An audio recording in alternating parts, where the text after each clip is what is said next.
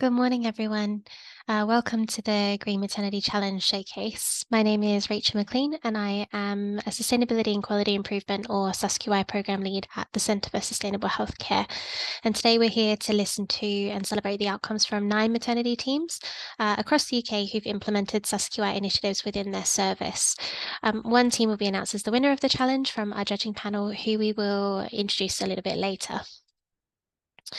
Some quick housekeeping first. As delegates, you won't have access to a microphone or camera for most of the session, but you can ask questions through the chat, and you will have access to your camera and microphone a little bit later in the morning for some breakout sessions where you'll have a chance to meet and speak with fellow delegates and also the teams. Closed captioning is available if it's required, and just so you're aware, the session will be recorded. We will have infographics and information about the projects going out on social media live throughout the showcase today. If you would like to follow, comment, and reshare these, you can do so at the tag at SUS Healthcare and using the hashtag Green Maternity Challenge. And lastly, if you're having any tech issues, please contact Natalie, who is here with us on the webinar, and she can support you. So before we get to our speakers, I'd like to take a moment to acknowledge that the Green Maternity Challenge is part of a broader initiative called Taking Collective Action to Deliver Low Carbon Equitable Maternity Care. And this project has been funded by the Small Business Research Institute. And CSH has partnered with several key stakeholders, including the Royal College of Obstetricians and Gynaecologists, or RCOG, the Royal College of Midwives, or RCM, and the Sustainable Healthcare Coalition. And together we've undertaken a variety of projects, such as undertaking literature reviews, mapping the carbon footprint of maternity services, and engaging with a group of women with lived experience of maternity care and services. But a core focus of this project is to enhance clinical community engagement and demonstrate practical ways we can improve outcomes for women and birthing people, to promote equity and also to reduce the carbon impact of maternity care. And the Green Maternity Challenge has provided a platform to do this. So in terms of the programme for today, we're going to start with an introduction to sustainability in maternity care from Maddie DeVeek, who's the Clinical Fellow for Sustainability and Climate Change at RCOG. I will then give you some background into the Maternity Challenge and how it works before we hear from our 9 teams.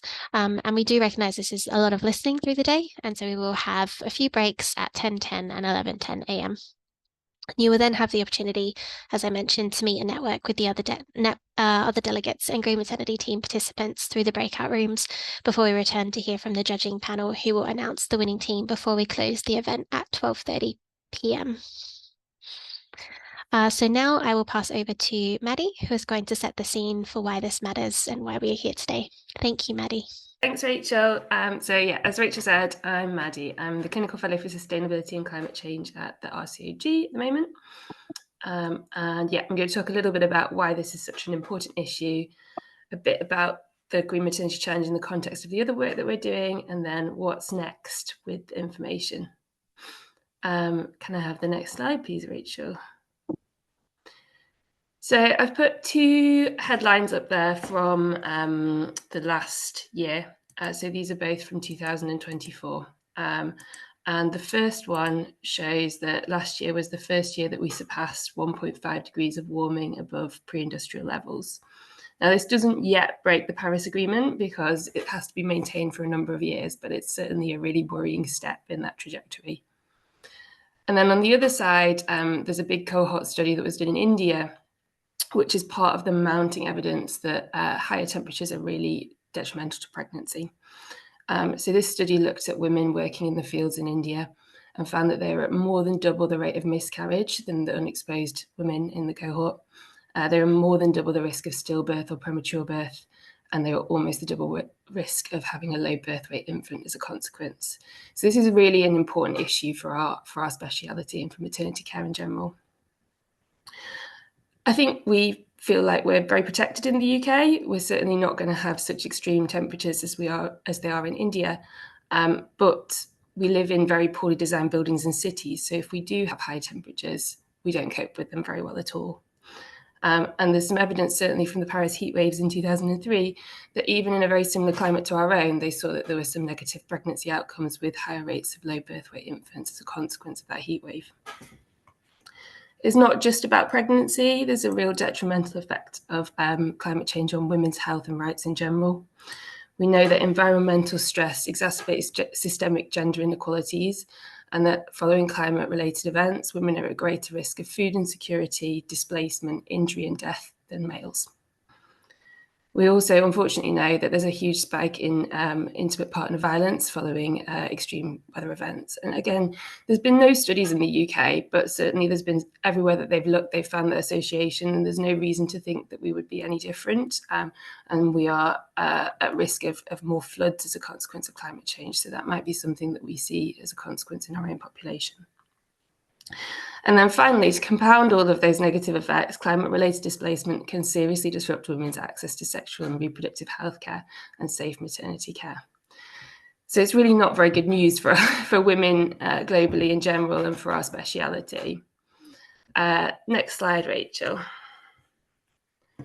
So what can we do about it? It turns out quite a lot, because the NHS is a massive emitter of carbon dioxide. So the picture on the left there is from the Greener NHS's Delivering a Net Zero plan, and it shows all of the ways that healthcare provision in high-income countries can contribute to the climate crisis. So that comes from the direct emission of anaesthetic gases, which are themselves greenhouse gases, through the energy use in our buildings, through to procurement, pharmaceuticals, and patient and staff travel.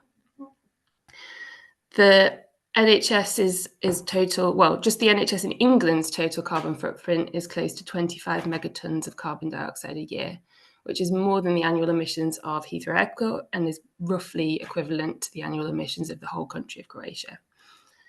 So there's got a lot of work that we need to do, but also it means that we as healthcare professionals are in really key positions to make a huge impact on climate change. So we've got a lot of power here, and I think I'd like you all to leave feeling really empowered to do things about it. And certainly we're going to hear some really good examples of what's already being done. Next slide, Rachel. So this study,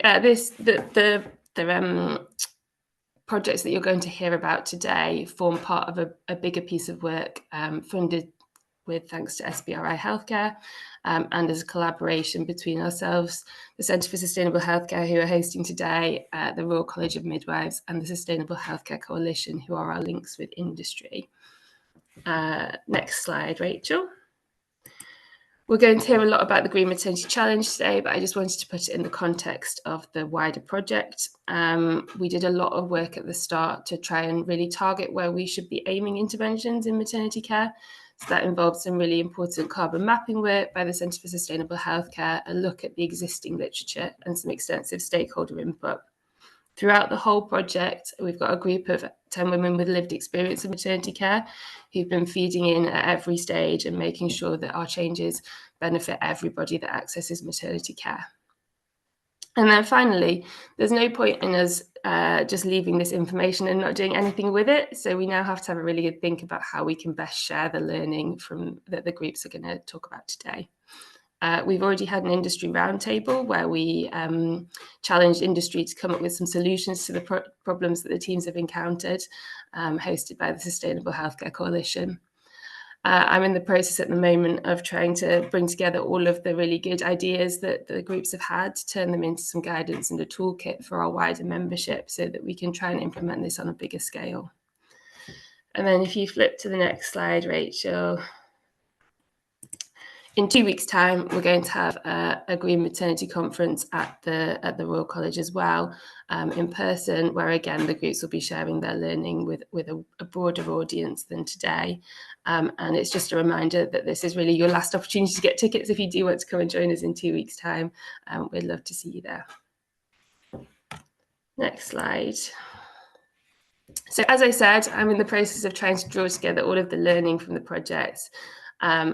And I'm really keen that these don't sort of sit around and we don't do anything with them. I think that the college also has a role in supporting the rollout and implementation of this work on a broader scale. And I would like to ask the teams that are present on the call today to give me an email with how you think that should be done. I'd really be open to your experiences. I've got 3 questions up there. So what would you like to tell other prospective green teams about your experience? how can the RCOG support you to continue and develop your projects? And I'm sure the Royal College of Midwives would also want to do that too. And how we can roll out this work to other hospitals and how you would like to be involved in that project. So feel free to put some comments in the chat or to email me at a later date with your thoughts on that. And then finally, I'm going to ask you to do a few things because advocacy is also a really important step in making our specialty more sustainable. So if you aren't already members of the Women's Health Network on the CSH's website, then please do join up, because I really hope that the Green teams are going to continue to update us on their projects, and this is probably the best place to keep up to date on that information. I'm certainly going to be tuning in and seeing what they're all getting up to in the future. Also, the NHS's 10-year plan consultation is open at the moment, and they're inviting members of the general public to say what is important to them in their health service of the future. So I think everyone on this call has a really unique experience, and it would be really good if we had some responses saying that sustainability was one of the important things for a future NHS. And then finally, right over on the other side there, this week is the Stop Rosebanks campaign's No New Oil and Gas Action Week, and they're asking that people write to their MPs to stop the development of oil and gas in the North Sea. So if anybody has a little bit of time to do that, that would be really powerful as well. That's all from me today. I'm going to stay on the call, and I'm really excited to hear about everything that the teams have been up to. I've read all of your reports, but it'll be lovely to see it from your mouths as well. And I'm sure I'm going to get lots of information to add to those reports that I've been talking about. That's everything. So I don't know. I doubt anyone has any questions, but back to you, Rachel. Thanks, Maddie. If you do have any questions, please put them in the chat and Maddie can have a look. There is one just currently from Michelle. Can you please send those links instead of QR code through the chat? Absolutely. I've got them saved to send as a link. Yeah. The networks link has just been put there. Maddie will add the others, and then at the end of the webinar, we will also share the same links again and a few extra resources as well. Yeah, thank you so much, Maddie. Sorry, we'll move on now to quickly talk you through how the Green Maternity Challenge works before we hear from our 9 teams. So I mentioned earlier that as part of the wider SBRI funded projects, that this included recruiting a group of women with lived experience of maternity services. And this group of 10 women were instrumental in shaping the projects that were submitted to the challenge. And so feedback and insights from meetings with the lived experience group were combined with carbon footprinting analysis to co-develop these 7 target areas for sustainable and equitable change that you see on screen. And I'm not going to go through them all now, but we can share again links and information to read more about these. But you'll see that each of the 9 projects presented today addresses at least one, if not several, of these priority areas within the project. So we launched the challenge in July last year before selecting teams to take part in September. We received a large number of applications, and while initially we were looking to recruit 6 teams, additional funding was secured from RCOG, and a further 3 places could be offered. So thank you very much to RCOG for the additional funding. And teams were then selected by a panel that included representation from us at CSH, from RCOG, from RCM, the Royal College of Midwives, and also the Lived Experience Group. And the 9 selected teams then joined workshops with CSH to learn about SBRI and further shape their projects.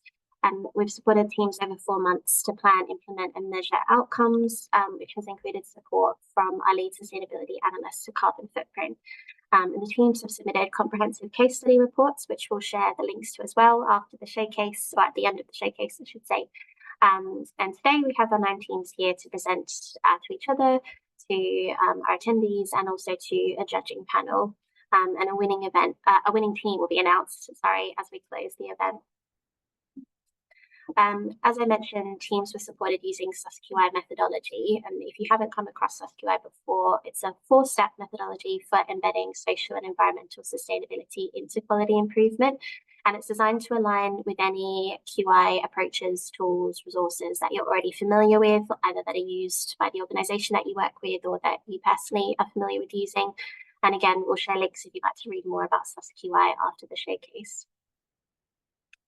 In terms of outcomes, teams have been supported to consider and measure, where possible, the full sustainable value of their improvement efforts. So that means not only looking at the environmental impacts, but it means considering that they have maintained or improved health outcomes for women and birthing people, while reducing environmental harm, which we measure by carbon footprinting, while reducing financial waste, and also adding social value for people. So whether that be for women and birthing people, for patients, for families, but also for staff as well. And so, as I mentioned, we have 9 teams from 8 different organisations who have taken part. I'm not going to go through now. I'll introduce each team one by one as they present. And we also have a wonderful judging panel here today who will ask the teams a few questions, and we'll be selecting the winning team that will be announced at the end of the showcase. And I'm just going to ask the judging panel to quickly introduce themselves, if that's okay, so that everyone can see you on the screen before we start the presentations. If I can start with you, Frances.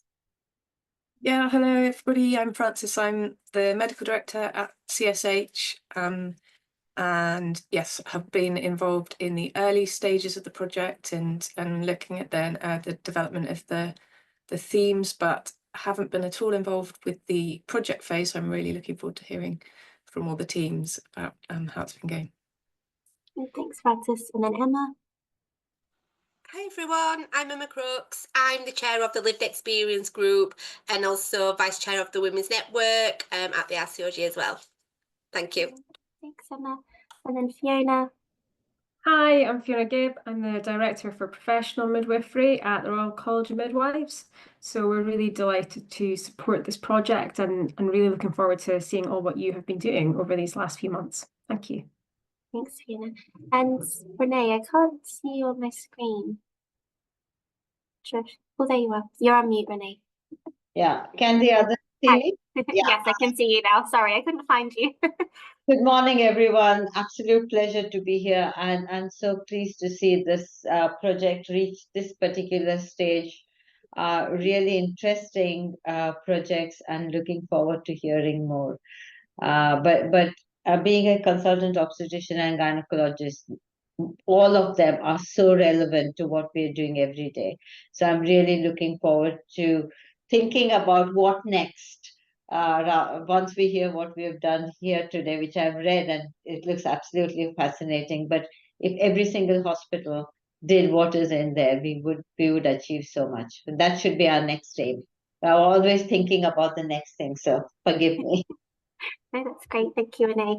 So yeah, a warm welcome to our judges. And so that's all from me. So we'll start to hand over to the teams for their presentations.